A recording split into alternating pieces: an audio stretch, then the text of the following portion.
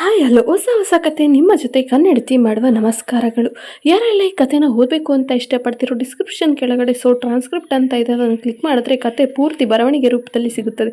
ಹಾಗೆ ದಯವಿಟ್ಟು ಸಬ್ಸ್ಕ್ರೈಬ್ ಮಾಡಿಕೊಂಡು ಮತ್ತಷ್ಟು ಸಪೋರ್ಟ್ ಮಾಡಿ. ಋಣಾನುಬಂಧ ಭಾಗ 35. ಇತ್ತ ನವನೀತ್ ಮತ್ತು ಶ್ರುತಿ ಮಾತನಾಡುತ್ತಾ ಅವರಲ್ಲಿ ಅವರೇ ಕಳೆದೋಗಿರ್ತಾರೆ. ಹಾಗೆ ಅವರು ಅವತ್ತಿನ ಜೀವನದ ಅತಿ ಅಮೂಲ್ಯವಾದ ಸುಂದರ ಕ್ಷಣದಲ್ಲಿ ತೊಡಗಿರ್ತಾರೆ. ಅಂದರೆ ಆ ದಿನ ಅವರಿಗೆ ಒಬ್ಬರಿಗೊಬ್ಬರು ಅರ್ಥ ಮಾಡಿಕೊಂಡು ಆ ದಿನನ ಆ ಸಂಸಾರದ ಶುರು ಆಗೋ ದಿನ ಹಾಗೆ ಪರಿವರ್ತನೆ ಮಾಡಿಕೊಂಡು ಇಬ್ಬರು ಒಬ್ಬರಿಗೊಬ್ಬರು ಅಪ್ಪಿಕೊಂಡು ಆ ದಿನವನ್ನು ಶುರು ಮಾಡ್ತಾರೆ. ಹಾಗೆ ಆ ದಿನ ಶುರು ಮಾಡಿ ಆ ದಿನದ ನಂತರ ಇಬ್ಬರಲ್ಲೂ ತುಂಬ ಬದಲಾವಣೆಗಳಾಗ್ತವೆ. ಇಬ್ಬರೂ ಕೂಡ ಒಬ್ಬರಿಗೊಬ್ಬರು ನನ್ನವರು ಅನ್ನೋ ಭಾವನೆ ಹಾಗೂ ಎಲ್ಲವೂ ತಿಳಿದ ಹಾಗೆ ವರ್ತಿಸಿ ಹಾಗೆ ಮರುದಿನ ಶ್ರುತಿ ಮತ್ತೆ ವಾಪಸ್ಸು ಊರಿಗೆ ಹೊರಡ್ತಾರೆ. ಅಲ್ಲಿಂದ ಹೊರಟ ನಂತರ ಮನೆಗೆ ಬಂದು ನವನೀತ್ ಜೊತೆ ಮಾತಾಡ್ತಾಳೆ. ದಯವಿಟ್ಟು ಯಾರಾದರೂ ಗೊತ್ತಿರೋ ಪೊಲೀಸ್ ಇನ್ಸ್ಪೆಕ್ಟರ್ ಹತ್ರ ವಿಚಾರಿಸಿ ಶಾಲಿನಿ ಬಗ್ಗೆ ಪ್ಲೀಸ್ ಅಂತ. ಮೊದಲೇ ಹೇಳಿದ್ದೀನಿ ರೇ, ಮತ್ತೆ ಕಾಲ್ ಮಾಡ್ತೀನಿ ಅಂತ ಹೇಳಿ ತುಂಬ ಯೋಚನೆ ಮಾಡಿ ಮತ್ತೆ ಇನ್ಸ್ಪೆಕ್ಟರ್ಗೆ ಕಾಲ್ ಮಾಡ್ತಾನೆ. ಆಗ ಅವ್ರ ಮೊಬೈಲ್ ನಂಬರು ಪ್ರತಿಯೊಂದು ಡೀಟೇಲ್ಸ್ನ ನನಗೆ ಸೆಂಡ್ ಮಾಡಿ, ನಾನು ಅದ್ರ ಬಗ್ಗೆ ಎಲ್ಲ ಇನ್ವೆಸ್ಟಿಗೇಷನ್ ಮಾಡ್ತೀನಿ. ನಿಮಗೆ ಕಾಲ್ ಮಾಡಿದೆ, ಕನೆಕ್ಟೇ ಆಗಿರಲಿಲ್ಲ, ಹಾಗಾಗಿ ನೀವು ಕಾಲ್ ಮಾಡೋವರೆಗೂ ವೆಯ್ಟ್ ಮಾಡ್ತಾಯಿದ್ದೀನಿ. ಸರಿ ಅಂದ್ಬಿಟ್ಟು ನವನೀತ್ ಅವಳ ಮೊಬೈಲ್ ನಂಬರ್ ಪ್ರತಿಯೊಂದನ್ನು ಅವನಿಗೆ ಮತ್ತೆ ರೀಸೆಂಡ್ ಮಾಡ್ತಾರೆ.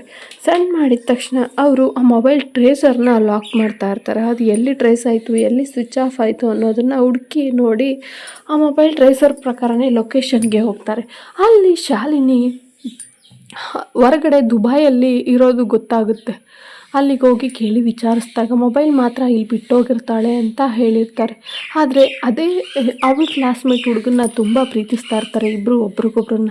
ಬಟ್ ಈ ವಿಚಾರ ಶಾಲಿನಿ ಮನೆಯವ್ರಿಗೂ ಹೇಳಿರಲ್ಲ, ಯಾರಿಗೂ ಹೇಳಿರಲ್ಲ. ದುಡ್ಡಿರೋ ಹುಡುಗ ಸಿಗ್ತಾ ಅಂತ ದುಡ್ಡಿನ ಆಸೆಗೋಸ್ಕರ ನವನೀತ್ನ ಮದುವೆ ಆಗೋಕ್ಕೆ ರೆಡಿಯಾಗಿರ್ತಾಳೆ. ಬಟ್ ಪ್ರೀತಿಸಿದ ಹುಡುಗ ಅವಳನ್ನು ಬಿಟ್ಟು ಕೊಡಲು ಸಿದ್ಧ ಆಗದೆ ಇರೋದ್ರಿಂದ ಅವಳನ್ನು ಉಪಾಯವಾಗಿ ಹೊರಗಡೆ ಕರ್ಕೊಂಡು ಬಂದು ಅವನ ಜೊತೆಲೇ ಕರ್ಕೊಂಡೋಗಿ ಅವಳಿಗೆ ತಾಳಿ ಕೂಡ ಕಟ್ಟಿರ್ತಾನೆ. ಹಾಗೆ ಅವಳು ವಿಧಿ ಇಲ್ಲದೆ ಅವನ ಜೊತೆ ಸಂಸಾರ ಮಾಡೋಕ್ಕೆ ಶುರು ಮಾಡ್ತಾಳೆ. ಆದರೆ ಅವಳಿಗೆ ಯಾವತ್ತೂ ಅವನನ್ನು ಕಂಡ್ರೆ ಇಷ್ಟ ಇರಲ್ಲ. ಇವನ್ನ ಬಿಟ್ಟು ಹೋಗಬೇಕು, ಇವನ ಹತ್ರ ಏನು ಸಿಗುತ್ತೆ, ಇವನು ಬರೀ ದುಡ್ಡು ಹಣಕಾಸು ಯಾವುದೂ ಇಲ್ಲ ಅನ್ನೋ ರೀತಿ ಬಿಹೇವ್ ಮಾಡಿಕೊಂಡು ಅವಳ ಜೊತೆ ಇರ್ತಾಳೆ.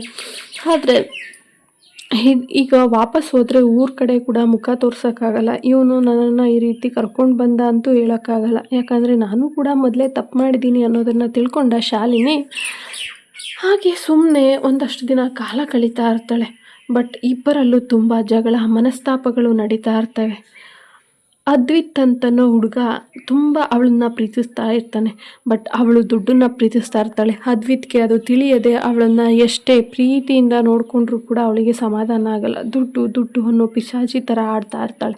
ಬಟ್ ಅದ್ವಿತ್ ನೋಡೋವರೆಗೂ ನೋಡಿ ಕೊನೆಗೆ ನಿನ್ನನ್ನು ನಾನು ಕಟ್ಕೊಂಡಿದ್ದೇ ತಪ್ಪಾಯ್ತಾ, ಯಾಕಿಷ್ಟು ಈ ರೀತಿ ಆಡ್ತಾ ಇದೆಯಾ, ತುಂಬ ಪ್ರೀತಿ ತೋರಿಸ್ದೆ ನನಗೋಸ್ಕರ, ಅಷ್ಟೊಂದೆಲ್ಲ ಭಾವನೆಗಳನ್ನ ಹೊರ ಹಾಕಿದ್ದೆ, ನೀನು ಸುತ್ತಾಡದೆ ಇರೋ ಜಾಗ ಕೂಡ ಇಲ್ಲ, ಸುತ್ತಾಡೋಕ್ಕೆ ನಾನು ಬೇಕಾಗಿದ್ದೆ, ಇವಾಗ ಬೇಡವಾ ಅಂತ ಅದ್ವಿತ್ತು ಶಾಲಿನಿನ ಪ್ರಶ್ನೆ ಮೇಲೆ ಪ್ರಶ್ನೆ ಕೇಳ್ತಾ ಇರ್ತಾನೆ. ಶಾಲಿನಿ ಯಾವುದಕ್ಕೂ ಉತ್ತರ ಕೊಡದೇನೆ ಸುಮ್ಮನೆ ಇರ್ತಾಳೆ. ಹೀಗೆ ಶಾಲಿನಿ ಅಂದರೆ ಈ ವಿಚಾರಗಳು ಶಾಲಿನಿಗೆ ಏನೇನು ವಿಚಾರಗಳು ನಡೀತೋ ಅದು ಯಾವುದೂ ಕೂಡ ಶಾಲಿನಿಗೂ ಗೊತ್ತಿರುವುದಿಲ್ಲ. ಶಾಲಿನಿ ವಿಚಾರವಾಗಿ ಇವ್ರುಗಳಿಗೂ ಕೂಡ ಗೊತ್ತಿರುವುದಿಲ್ಲ. ಯಾರಿಗೂ ಕೂಡ ಒಂದು ದಿವಸನೂ ಶಾಲಿನಿ ಬಗ್ಗೆ ಅನುಮಾನನೂ ಕೂಡ ಬಂದಿರೋದಿಲ್ಲ. ಅದ್ವಿತ್ ಮನೆಯವರು ತುಂಬ ಒಳ್ಳೆಯವರೇ. ಅದ್ವಿತ್ ರಿಚ್ ಆಗಿ ಕೂಡ ಇರ್ತಾನೆ. ಬಟ್ ಆದರೆ ಅದನ್ನು ಶಾಲಿನಿ ಮುಂದೆ ತೋರಿಸ್ಕೊಂಡಿರಲ್ಲ. ಯಾಕಂದರೆ ಶಾಲಿನಿ ನನಗೋಸ್ಕರ ಇಷ್ಟಪಡ್ತಾಳ ಅಥವಾ ದುಡ್ಡುಗೋಸ್ಕರ ಇಷ್ಟಪಡ್ತಾಳ ಅಂತ ಅವಳನ್ನು ಅವನು ಟೆಸ್ಟ್ ಮಾಡ್ತಾ ಇರ್ತಾನೆ. ಅದ್ವಿತ್ತು ಯಾವತ್ತೂ ಒಬ್ಬ ಸಿಂಪಲ್ ಹುಡುಗನ ಥರನೇ ಇರ್ತಾನೆ.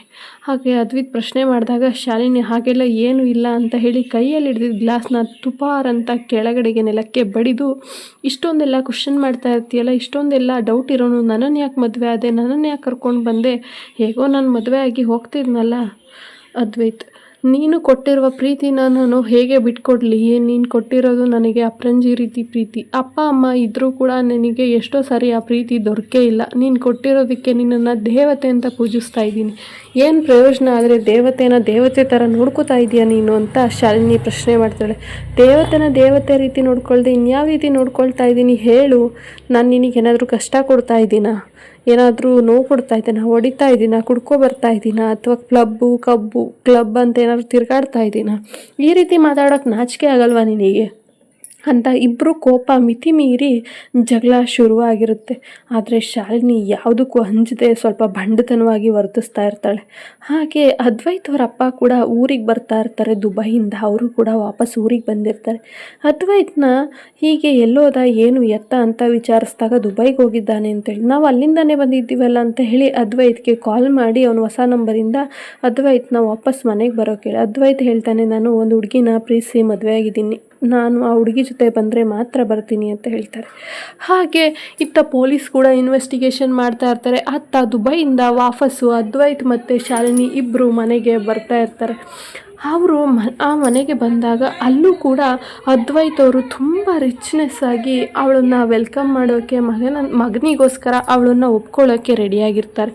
ಹಾಗೆ ಗ್ರ್ಯಾಂಡಾಗಿ ರಿಸೆಪ್ಷನ್ ರೀತಿ ವೆಲ್ಕಮ್ ಮಾಡಬೇಕು ಅಂತ ಹೇಳಿ ಆ ಸುಂದರವಾದ ಬಂಗಲೆ, ಅದ್ರ ಮುಂದೆಗಡೆ ಕಾರಂಜಿ ಥರ ಹಾರುವ ನೀರಿನ ಸುಂದರವಾದಂತಹ ಕಾರಂಜಿ, ಹಾಗೆ ಅಲ್ಲೇ ಒಂದು ಬುದ್ಧನ ಪ್ರತಿಮೆ ಎಲ್ಲವೂ ಇರುತ್ತದೆ. ಹಾಗೆ ಕೈಗೊಬ್ಬ ಕಾಲ್ಗೊಬ್ಬ ಆಳು ಅನ್ನೋ ರೀತಿ ಅಲ್ಲೂ ಕೂಡ ಎಲ್ಲರೂ ಇರ್ತಾರೆ. ಹೀಗಿರಬೇಕಾದ್ರೆ ಶಾಲಿನಿನ ವಾಪಸ್ ಮನೆ ಹತ್ರ ಕರ್ಕೊಬಂದಾಗ ಶಾಲಿನಿಗೆ ಆಶ್ಚರ್ಯ, ಏನು ಅದ್ವೈತ್ ಇಷ್ಟೊಂದು ರಿಚ್ ಹುಡುಗನ, ಈ ರೀತಿ ಅದ್ವೈತ್ ರಿಚ್ ಆಗಿರ್ತಾನೆ ಅಂತ ಅಂದಿದ್ದರೆ ನಾನು ಅವತ್ತೇ ಅದ್ವೈತನೇ ಒಪ್ಪಿಸಿ ಮನೆಯವ್ರನ್ನ ಒಪ್ಪಿಸಿ ಇವನನ್ನೇ ಮದುವೆ ಆಗ್ತಿದ್ನಲ್ಲ, ಬಟ್ ಇವನು ಯಾವತ್ತೂ ಈ ರೀತಿ ತೋರಿಸ್ಕೊಳ್ಳೇ ಇಲ್ಲ ಅಂತ ಅಂದ್ಕೊಳ್ತಾಳೆ. ಆಗ ಅದ್ವೈತ್ನ ಕ್ವಶನ್ ಮಾಡ್ತಾಳೆ, ಏನಿದು ಯಾರ ಮನೆಗೆ ಕರ್ಕೊಂಡು ಬಂದಿದ್ಯಾ, ನಿಮ್ಮ ಮನೆಗೆ ಕರ್ಕೊಂಡು ಹೋಗು ಅಂತಂದು. ಅದ್ವೈತ್, ಇದೇ ನಮ್ಮನೆ, ಇವತ್ತು ನೀನು ಯಾವತ್ತೂ ಈ ರೀತಿ ನಡ್ಕೊಳ್ಳೂ ಇಲ್ಲ ಇರಲೂ ಇಲ್ಲ, ಸೈಕಲ್ ಏರಿ ಬರ್ತಿದ್ದೆ, ಇಷ್ಟೊಂದು ದೊಡ್ಡ ಬಂಗಲೆ ಹೇಗೆ ನಿನಗೆ ಅಂತ ಕೇಳ್ತಾಳೆ. ಹಾಗೆ ಆದರೂ ನಾನು ಸೈಕಲಲ್ಲಿ ಬಂದರೂ ನಿನ್ನನ್ನು ಯಾವತ್ತಾದರೂ ಎಲ್ಲಿಗಾದ್ರೂ ಕರ್ಕೋಗೋದನ್ನ ಬಿಟ್ಟಿದ್ದೀನ, ಬೈಕ್ ತಗೊಂಡು ಬೇರೆಯವ್ರದ್ದು ಅಂತ ಬೈಕ್ ಇಸ್ಕೊಂಡು ಬರ್ತಿದ್ದೆ, ಅದು ನನ್ನ ಸ್ವಂತದ್ದೇ. ಬಟ್ ಆದರೆ ನಿನ್ನ ಪ್ರೀತಿ ಪರೀಕ್ಷೆಯಲ್ಲಿ ನಾನು ಗೆಲ್ಲಬೇಕು ಅನ್ನೋ ಉದ್ದೇಶಕ್ಕಷ್ಟೇ ನಾನು ಬೇರೆಯವ್ರ ಬೈಕ್ ಅಂತ ಹೇಳ್ತಾ ಇದ್ದೆ. ನನಗೆ ಎಲ್ಲವೂ ಅನುಕೂಲ ಇದೆ, ನಿನ್ನನ್ನು ನೋಡ್ಕೊಂಡು ರಾಣಿ ಥರ ಸಾಕೋ ಯೋಗ್ಯತೆ ಇದೆ, ಅದ್ರ ಬಗ್ಗೆ ನೀನು ತಲೆ ಕೆಡಿಸ್ಕೋಬೇಡ ಅಂತ ಹೇಳಿ ಶಾಲಿನಿನ ಗ್ರ್ಯಾಂಡಾಗಿ ವೆಲ್ಕಮ್ ಮಾಡ್ತಾರೆ. ಹಾಗೆ ಶಾಲಿನಿಗೂ ಕೂಡ ಒಳಗೋದ ತಕ್ಷಣ ತುಂಬ ಖುಷಿಯಾಗುತ್ತೆ. ವಾವ್, ಎಂಥ ಮನೆಗೆ ಸೇರಿದೆ, ಇಷ್ಟು ದಿವಸ ಕಷ್ಟ ಅನುಭವಿಸ್ತಾ ಇದೆ ಅಂತ ಅಂದ್ಕೊಂಡೆ, ಇಷ್ಟು ದಿವಸ ಇವನ ಜೊತೆ ಈ ರೀತಿ ನಡ್ಕೊಬಿಟ್ನಲ್ಲ, ಇವಾಗೇನಾದರೂ ಇವನ ಜೊತೆ ಪ್ರೀತಿಯಿಂದ ನಡ್ಕೊಂಡ್ರೆ ದುಡ್ಡುಗೋಸ್ಕರ ನಡ್ಕೊಂಡ್ಲು ಅಂತಾಳೋ ಏನೋ, ದಯವಿಟ್ಟು ಇವನ ಹತ್ರ ಫಸ್ಟು ಹೋಗಿ ಕ್ಷಮೆ ಕೇಳಬೇಕು ಅಂತ ಹೇಳಿ ಶಾಲಿನಿನ ಎಲ್ರಿಗೂ ಪರಿಚಯ ಮಾಡಿಕೊಡ್ತಾ ಇರ್ತಾನೆ. ಆದರೆ ಶಾಲಿನಿ ಮನಸ್ಸಲ್ಲೇ ಪ್ರತಿಯೊಂದು ಓಡ್ತಾ ಇರ್ತವೆ. ಶಾಲಿನಿಗೆ, ಅವರ ಅಪ್ಪ ಅಮ್ಮನಿಗೆ ಎಲ್ರಿಗೂ ಇವಳು ನನ್ನ ಹೆಂಡತಿ ಶಾಲಿನಿ ಅಂತ, ಇವಳು ತುಂಬ ಒಳ್ಳೆ ಹುಡುಗಿ ಅಂತ ಹೇಳಿ ಎಲ್ರಿಗೂ ಪರಿಚಯ ಮಾಡಿಕೊಡ್ತಾನೆ. ಅವರು ಕೂಡ ಅವರವರ ಪರಿಚಯ ಮಾಡಿಕೊಂಡು ಶಾಲಿನಿ ಜೊತೆ ತುಂಬ ಚೆನ್ನಾಗೇ ಮಾತಾಡಿಕೊಂಡು ಇರ್ತಾರೆ. ಆದರೆ ಅದ್ವೈತ್ ಅಮ್ಮ ಅಷ್ಟೊಂದು ಒಳ್ಳೆಯವರೇನಲ್ಲ. ಅವಳು ಯಾವ ಕ್ಯಾಸ್ಟು, ಎಲ್ಲಿಂದ ಬಂದಿದ್ದಾಳೆ, ಯಾವ ರೀತಿ ರಿಚ್ಚಾ ಅಥವಾ ಪೂರ ಎಲ್ಲವನ್ನು ವಿಚಾರಿಸ್ಕೊಳ್ತಾ ಇರ್ತಾರೆ. ಹಾಗೆ ನಿನ್ನ ಹೆಸರೇನಮ್ಮ, ನಿಮ್ಮ ಅಪ್ಪ ಅಮ್ಮನ ಹೆಸರೇನು, ಎಲ್ಲಿ, ಯಾರವರು ಅಂತ ಎಲ್ಲವನ್ನೂ ಕೇಳ್ತಾಳೆ. ಶಾಲಿನಿ ಸ್ವಲ್ಪ ಡಿಸ್ಟರ್ಬ್ ಆಗಿ ಅದ್ವೈತ್ ಕಡೆ ನೋಡಿದಾಗ, ಅದ್ವೈತ್, ದಯವಿಟ್ಟು ಅಮ್ಮ ಅವಳನ್ನು ಆ ರೀತಿ ಎಲ್ಲ ಏನೂ ಕೇಳಬೇಡಿ, ಸಮಯ ಬಂದಾಗ ನಾವೇ ಹೇಳ್ತೀವಿ, ಇದ್ರ ಬಗ್ಗೆ ಈಗ ಡಿಸ್ಕಷನ್ ಬೇಕಾ ನಿಮಗೆ ಅಂತ ಅದ್ವೈತ್ ಅಮ್ಮ, ಆಗಲ್ಲ ಕಣೋ, ಈ ರೀತಿ ಎಲ್ಲವನ್ನು ಕೇಳಿ ತಿಳ್ಕೊಬೇಕಲ್ವ, ಅವರು ನಾವು ಸಂಬಂಧನ ಕೂಡಿದಾಗ ಇಬ್ಬರು ಈಗ ಸಂಬಂಧಗಳನ್ನ ಮುಂದುವರಿಸಲೇಬೇಕು. ನೀವಿಬ್ಬರು ಮದುವೆ ಆಗಿದ್ದೀರಾ ಅಂದ ತಕ್ಷಣ ಅವರನ್ನು ಬಿಟ್ಬಿಟ್ಟು ನಾವು ಎಲ್ಲನೂ ಮಾಡೋಕ್ಕಾಗಲ್ಲ. ಈಗ ಹೇಗಿದ್ದರೂ ಮದುವೆ ಆಗಿದ್ದೀರಾ, ಸ್ವಲ್ಪ ಗ್ರ್ಯಾಂಡಾಗಿ ರಿಸೆಪ್ಷನ್ ಮಾಡಬೇಕಲ್ವ, ಅದಕ್ಕೋಸ್ಕರನಾದರೂ ಅವ್ರನ್ನ ಕರಿಬೇಕಲ್ವ, ಅವ್ರ ಸಂಬಂಧ ನಮ್ಮ ಸಂಬಂಧ ಗಟ್ಟಿಯಾಗಲೇಬೇಕಲ್ವ, ಅದಕ್ಕೋಸ್ಕರ ಎಲ್ಲವನ್ನು ವಿಚಾರಿಸ್ತಾ ಇದ್ದೀನಿ, ಅದನ್ನು ಬಿಟ್ಟು ನೀನು ಯಾಕೆ ಹೀಗಾಡ್ತೀಯ ಅಂತ ಕೇಳ್ತಾರೆ. ಆಗ ಅದ್ವೈತ್, ನೀವು ಅದನ್ನೆಲ್ಲ ಏನು ವಿಚಾರಿಸೋದು ಬೇಡ, ಹಾಗೆ ರಿಸೆಪ್ಷನ್ ಮಾಡಬೇಕಾ ಮಾಡಿ, ಸಮಯ ಬಂದಾಗ ಎಲ್ಲರೂ ಸೇರ್ತೀವಿ, ಎಲ್ಲರೂ ಒಂದಾಗ್ತೀವಿ, ಬಟ್ ಈಗ ಅವರು ಕೋಪದ ತುದಿಯಲ್ಲಿ ಇದ್ದೇ ಇರ್ತಾರೆ. ಏನಾಗಿದೆ ಏನು ಅಂತ ಅವ್ರ ಮನೆ ಕಡೆ ನನಗೆ ಒಂದು ಚೂರು ವಿಚಾರ ಗೊತ್ತಿಲ್ಲ, ಅದು ಗೊತ್ತಾದ ಮೇಲೆ ನಾನೇ ತಿಳಿಸ್ತೀನಿ, ಸರಿನಾ. ಅದ್ವೈತಮ್ಮ ಸ್ವಲ್ಪ ಸಮಾಧಾನ ಮಾಡಿಕೊಂಡು, ಈ ರೀತಿ ಎಲ್ಲ ಮಾತಾಡಿದರೆ ನನ್ನ ಮಗನ್ನ ನಾನು ದಾರಿಗೆ ತೊಗೊಳೋಕ್ಕಾಗಲ್ಲ, ಅವನು ನನ್ನ ಕೈ ಮೀರಿ ಹೋಗ್ತಾನೆ.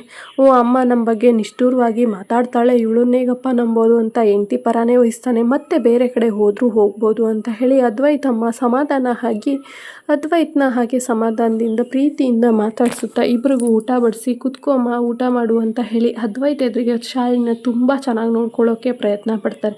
ಹಾಗೆ ಅದ್ವೈತಪ್ಪ ಅವರು ತುಂಬ ಒಳ್ಳೆಯವರು. ಅದ್ವೈತಮ್ಮ ಮಾತ್ರ ಸ್ವಲ್ಪ ದುಡ್ಡಿನ ಅಹಂಕಾರದ ಮದದಲ್ಲಿ ಮೆರೀತಾ ಇರ್ತಾರೆ. ಸೊಸೆನೂ ಅಷ್ಟೇ ಅದಕ್ಕೆ ತಕ್ಕ ಹಾಗೆ ಬಂದವಳು ಹಾಗೆ ಇರ್ತಾಳೆ. ಶಾಲಿನಿ ಕೂಡ ದುಡ್ಡು ಅಂತಂದರೆ ಆಹಾ ಅಂತ ಬಾಯಿ ಬಿಡ್ತಾ ಇರ್ತಾಳೆ. ಇದನ್ನೆಲ್ಲ ಗಮನಿಸ್ತಾ ಅದ್ವೈತಪ್ಪ ಮಾತ್ರ ಸೈಲೆಂಟಾಗಿ ಇರ್ತಾರೆ. ಹಾಗೆ ಇತ್ತ ಇವರ ಹುಡುಕಾಟಕ್ಕೆ ಕೊನೆ ಬಿದ್ದು ಕೊನೆಗೆ ಶಾಲಿನಿ ಮತ್ತು ಇವರಿಬ್ಬರು ಇಲ್ಲಿದ್ದಾರೆ ಅಂತ ಗೊತ್ತಾಗುತ್ತೆ. ಆ ಲೊಕೇಶನ್ನ ನವನೀತ್ಗೆ ಕಳಿಸ್ತಾರೆ. ಅವಳು ಅದ್ವೈತನೋ ಹುಡುಗನ ಮದುವೆ ಆಗಿದ್ದಾಳೆ. ಅವರು ಕೂಡ ರಿಚೆಸ್ಟ್ ಫ್ಯಾಮಿಲಿನೇ. ಅವರು ದುಬೈಲಿದ್ದು ಮತ್ತೆ ವಾಪಸ್ ಬೆಂಗಳೂರಿಗೆ ಬಂದು ವಿಜಯನಗರದಲ್ಲಿದ್ದಾರೆ.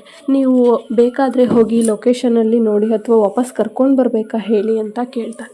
ನವನೀತ್ ಅದೆಲ್ಲ ಏನು ಬೇಡ, ದಯವಿಟ್ಟು ಇಷ್ಟೊಂದು ತಿಳಿಸ್ಕೊಟ್ರಲ್ಲ ಅಷ್ಟೇ ಸಾಕು ನನಗೆ, ಮುಂದಿನ ಕೆಲಸ ನಾವು ನೋಡ್ಕೊಳ್ತೀವಿ ಅಂತ ಅದ್ವೈತ ಇನ್ಸ್ಪೆಕ್ಟರ್ಗೆ ಥ್ಯಾಂಕ್ ಯು ಹೇಳ್ತಾನೆ.